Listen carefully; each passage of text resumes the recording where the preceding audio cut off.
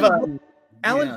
first of all, I think the big question is, Alan, are you a big fan of Star Trek: The Next Generation? I'm a big fan. I will tell you the two Star Trek series that I love the most: Next Generation and Deep Space Nine. And beyond that, to some degree, the original series. But beyond that, I've not really followed Star Trek past Deep Space Nine.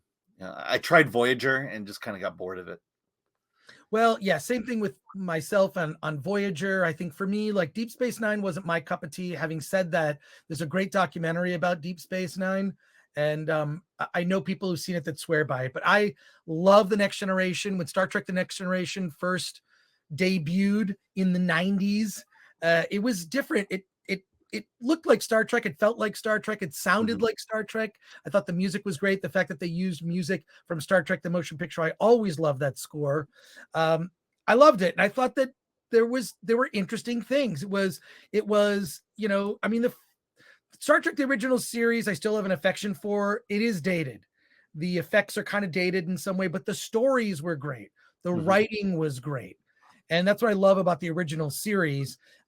Next Generation kind of took it to like, we're going to take this more seriously. We have a saucer section that can be evacuated, so most of the crew can leave, in times of combat, which they only ever used a very few times, which I'm glad that they did.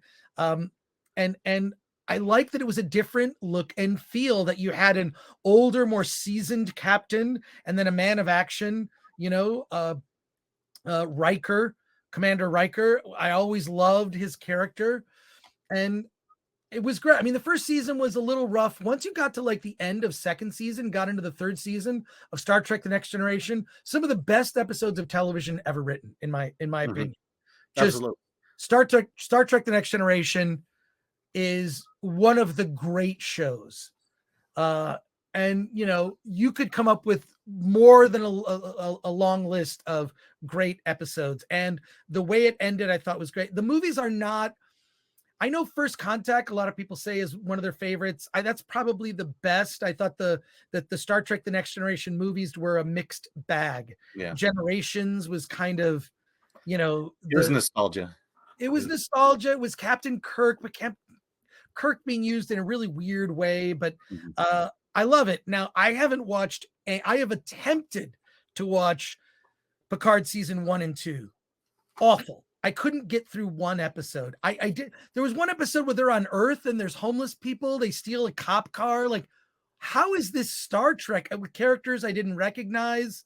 Picard, from my understanding, ends up becoming a robot at the end. It didn't make sense to me. So I was really skeptical when RMB, Robert Meyer Burnett, told me, like, it's great. You're going to love it. It's so good. Just, get ready. Didn't believe him. Didn't buy it. Nope. Couldn't believe it. Hey, Yellow Flash. Yo. Good to see you. But it's, so I was skeptical. And that first episode, it's everything I wanted in a Star Trek show. Beverly Crusher in that outfit at the beginning, some mysterious new species. What's happening? What is she trying to protect? A secret, obviously. She was in that old school Star Trek II, The Wrath of Khan jacket, which I thought was a great little nod. Familiar sound effects, music, all of that, down to like the title sequences. Like this episode is called The Next Generation. Fantastic. So it all worked incredibly well for me.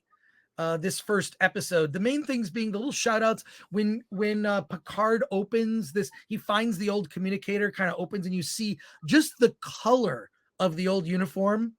I got excited about that. So yeah, there are a lot of member berries and whatever. Having said that, there are all these great lines. And what I did really enjoy about it was that it didn't come preloaded with the things that have bothered me about modern Trek. I watched the first 4 episodes of Discovery. Strange New Worlds, I watched maybe the 3-4 episodes. Beyond that, I just couldn't get over the fact that it didn't feel like Star Trek. It felt too modern in terms of how the characters were approached. This feels like true Trek. I know people who have seen most of the season who tell me it gets even better. Based on what I've seen so far, I'm hooked. I'll continue to watch it. And I think we'll revisit it. We'll review like maybe 2 or 3 episodes at a time, and then we'll do a season finale of it. Like what we're doing with The Last of Us. kind of like what we're doing with The Last of Us. You got to group them together, but right out of the gate, like, why have they not been doing this from the beginning? This would have been so good had they started Picard with this. This is the, you know, where this is like an additional season of Star Trek: The Next Generation. That's all it is. Because I really feel there are moments. My kind of one complaint is, you know, Picard does seem a little long in the tooth, as they say. He does seem a little like his talking is belabored. Mhm. And I feel sad saying it because I've seen Patrick Stewart at Star Trek Vegas going way back, like, and he just seems like he's low energy now. Are they even like, is that a payoff? Does he transform later in the show? We'll see. I love the first episode. I'm all in. And I'll see to the end because Robert Meyer Burnett told me to. That's why. What were your thoughts on Picard season 3, episode 1? Right. There are two things. You know, it didn't feel like Next Generation, but it definitely felt like the Star Trek movies, the cinematic movies. And one thing that tips you off on that is it's dark. There's not a lot of lights on spaceships nowadays. You know, the Next Generation was a series of basically morality tales. The world was open and optimistic. All the races got along. We worked together. You know, we were trying to help, you know, spread the great news of the Prime Directive. And, you know, and so there was a hopeful positivity that was going on in the Federation. And I felt like going after Next Generation ended and after Deep Space Nine ended, it just seemed like it was all kind of going in this dark direction. And, you know, you can tell by the movies, the Next Generation movies, you know, it wasn't as bright. And this one is certainly that. But I will agree with you. I liked episode 1 very much. Riker felt like Riker, like he hadn't changed at all over the years. That Jonathan Frakes, you know, it's like, yeah, that's Will Riker.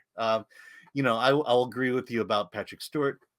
But so what I felt like going in is like, I'm not going to get Star Trek here. I'm not going to get the stories that I got in Star Trek. We're going to go on an action adventure here. And, you know, at least they're doing it right. I mean, the end of the first episode was a great cliffhanger. You know, it's like, damn it, I need to see that second episode. So yeah, at least they're following the rules, unlike, you know, Andor, they're following the rules of television. You got to end with that cliffhanger. You got to end with a reason to make people want to stay and wait and watch the next episode. You know, it's so, as a pure action adventure with Star Trek characters, I'm in. Let's see how episode 2 goes. Yeah, I'm all in. So I'm super excited about it.